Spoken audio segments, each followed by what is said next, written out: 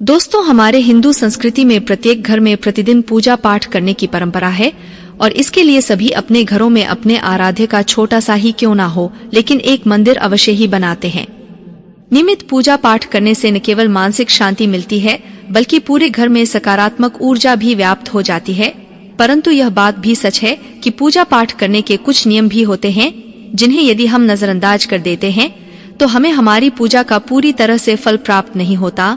पूजा करने के नियम प्राचीन काल से ही चले आ रहे हैं, जो कि एक ठोस धरातल पर आध्यात्मिक और वैज्ञानिक दोनों ही दृष्टिकोण से ध्यान में रखकर बनाए गए हैं।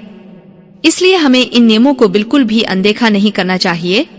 ऐसा ही एक महत्वपूर्ण नियम है घंटा का, यानी कि पूजा करते समय हम जब घंटी बजाते हैं उसे बजाने के लिए शास्त्रों में कुछ नियम निर्धारित किए गए हैं। शास्त्रों में देवताओं के सामने घंटी बजाने का बहुत अधिक महत्व बताया गया है, जिसे हम इस कृष्ण श्लोक के द्वारा समझ सकते हैं। आगम अर्थ हम तो देवा नाम, गमन अर्थ हम तो राक्षस, असाम घंटा रावण घरों में दो देवता हवाना लांछन।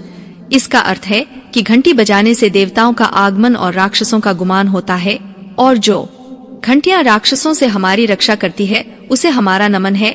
तो चलिए दोस्तों, जान लेते हैं कि पूजा करते समय जब हम घंटी बजाते हैं तो उसके पीछे क्या कारण है, घंटी बजाने के क्या नियम है और पूजा के वक्त घंटी बजाते समय होने वाली गलतियां कौन सी है जो हमें भूल कर भी नहीं करनी चाहिए। दोस्तों, क्या आपने कभी अपने घर के मंदिर में रखी हुई घंटी को ध्यान से देखा है? अगर आप ध्यान से देखेंगे तो आपको घंटी के ऊपरी हिस्से पर, यानी जहां से हम इसे पकड़ते हैं, उस पर गरुड़ बना हुआ दिखाई देता है। यानी घर पर जो हम घंटी इस्तेमाल करते हैं उसे गरुड़ घंटी कहा जाता है। पूजा करते समय गरुड़ घंटी का उपयोग भगवान को आमंत्रित करने अर्थात भगवान का आवाहन करने के लिए किया जाता है, जिससे एक सुंदर ध्वनि से भगवान का आवाहन करने का आभास होता है। जब हम विधि विधान से पूजा करते हैं तो उसमें घंटी का उपयोग अवश्य रूप से करते हैं। पूजा संपन्न होने पर आरती करते समय विशेष रूप से घंटा नाद होना चाहिए, नहीं तो हमारी पूजा आधी अधूरी मानी जाती है। परंतु हम में से अधिकांश लोग इसे मात्र एक सामान्य प्रक्रिया मानते हैं और पूजा करते समय घंटी बजाना भूल जाते हैं। तो आइए जानते हैं उन नियमों के बारे में। मतलब आज की वीडियो पूरी तरह से आपके प्रश्नों पर आधारित है, जिनका उत्तर मैं आपको शास्त्रों के अनुसार देने का पूरा प्रयास करूंगी। तो वीडियो को पूरा जरूर देखें और अगर आपको आज की वीडियो अच्छी लगे तो इसे लाइक जरूर कीजिए। जय मां लक्ष्मी आपके इस वीडियो को जो भी लाइक और चैनल को सब्सक्राइब करें उसके जीवन में कभी भी धन की कमी न होने देना। दोस्तों, हमारे प्राचीन शास्त्रों की मान्यता है कि सृष्टि के निर्माण के समय सबसे पहले जो बड़ी सी ध्वनि निकली थी वह घंटी की आवाज के समान सुनाई देती थी। घंटी की ध्वनि में ओमकार नाथ का भी आभास होता है, इसलिए घंटी को ईश्वर की आवाज मानते हुए पूजा में स्थान मिला है। इसलिए घंटी का कभी भी अपमान न करें और जिस तरह से देवी देवताओं की पूजा की जाती है वैसे ही घंटे की भी पूजा करनी चाहिए। दूसरी बात, घंटी को प्रणाम करके ही उसे बजाना चाहिए, बिना प्रणाम किए घंटी बजाना अच्छा नहीं माना जाता। दोस्तों, आपने अक्सर यह महसूस किया होगा कि पूजा करते समय जैसे ही घंटी बजाई जाती है तो पूरे घर के साथ साथ संपूर्ण वातावरण शुद्ध और पवित्र सा हो जाता है और चारों ओर सकारात्मकता फैल जाती है। लेकिन यदि हम नियमों को नजरअंदाज कर देते हैं तो हमें इसका संपूर्ण फल नहीं मिल पाता है। दोस्तों, अधिकतर लोग पूजा संपन्न होने पर केवल आरती के समय ही घंटी बजाते हैं, लेकिन यह भी ध्यान रखें कि भगवान को जल अर्पण करते समय, धूप दीप लगाते समय, नैवेद्य अर्पण करते समय घंटा नाद करना चाहिए। ऐसा करने से हमारी पूजा संपन्न मानी जाती है।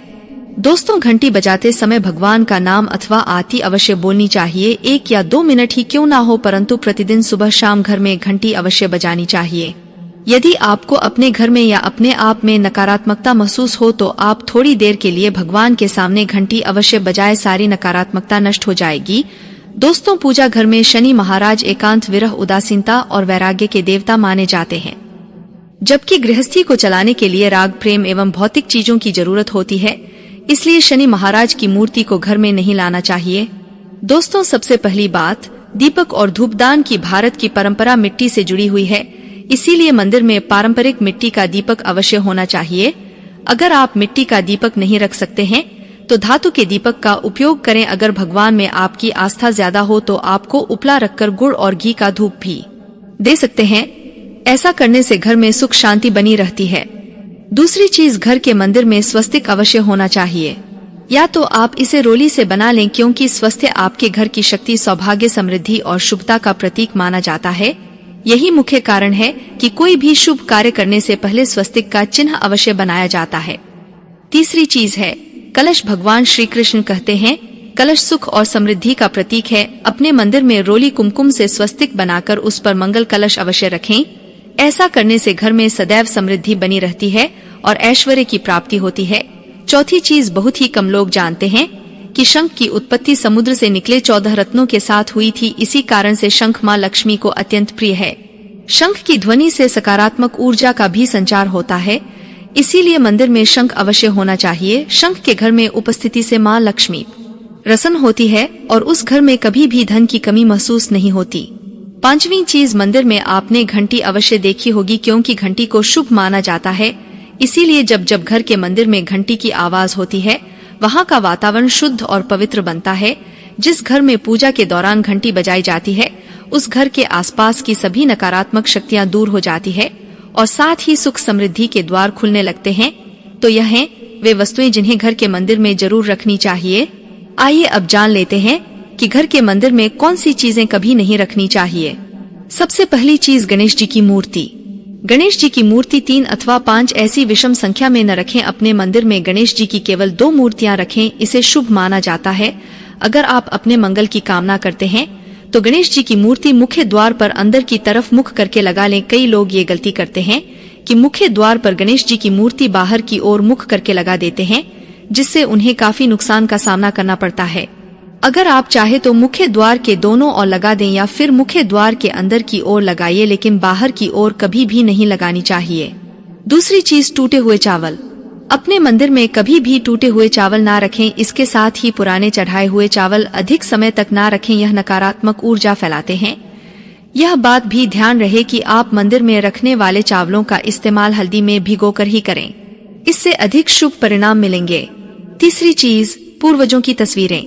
इसके साथ ही अगर आपके घर के मंदिर में पूर्वजों की तस्वीरें रखी हुई हैं, तो उन्हें तत्काल बाहर निकाल दें।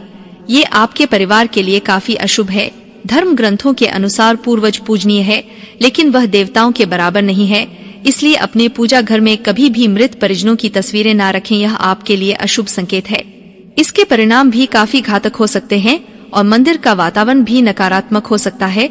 इसके अलावा अगर आप किसी साधु संत को मानते हैं तो उनकी तस्वीर भी घर की किसी दीवार पर लगाए उसे पूजा घर में भूल से भी ना रखें। ये घर के वातावरण को नकारात्मक बनाता है।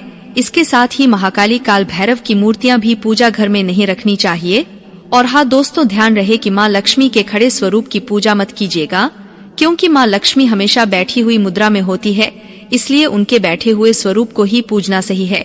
चलिए दोस्तों, अब हम आपको बताते हैं उन अति महत्वपूर्ण चीजों के बारे में जो आपके पूजा घर में होनी ही चाहिए। धर्म ग्रंथों में इन चीजों को अत्यधिक पवित्र और खुशहाली के साथ साथ समृद्धि का प्रतीक माना गया है। ये चीजें आपको खुशियों की चौखट पर खड़ा करती है, इसलिए यह आपके मंदिर में होनी ही चाहिए। गंगाजल की पवित्रता के बारे में तो आप जानते ही होंगे। माँ गंगा जो हर किसी के पापों को धूल देती है, लोगों को शांति देती है। अगर आप भी अपने जीवन में सुख और शांति कायम रखना चाहते हैं तो घर के मंदिर में गंगाजल होना ही चाहिए। इसके लिए आप एक तांबे के पात्र में गंगाजल को भरकर रख सकते हैं।